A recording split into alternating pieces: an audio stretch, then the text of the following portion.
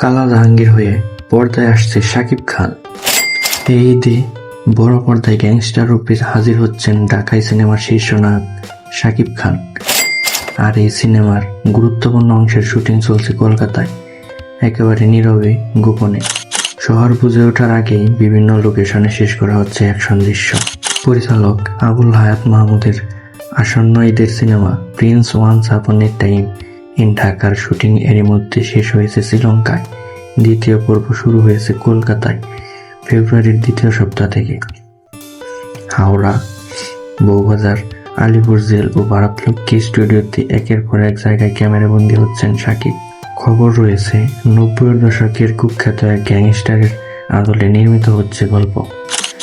সিনেমায় শাকিবকে দেখা যাবে কালা জাহাঙ্গীর চরিত্রে, এক সাধারণ মানুষের অন্ধকার জগতে পা রাখা এবং ধীরে ধীরে ডন হয়ে ওঠার গল্প তুলে ধরা হবে পর্দায়।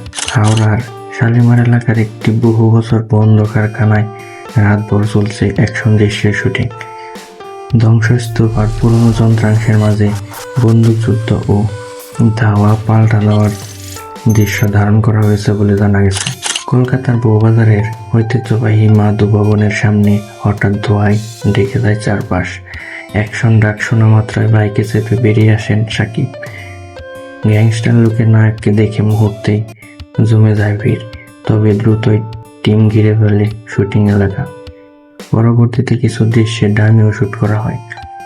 সিনেমায় শাকিবের সঙ্গে আছেন তাসনিয়া ফারিন ও জ্যোতির্ময়ী কুণ্ডু।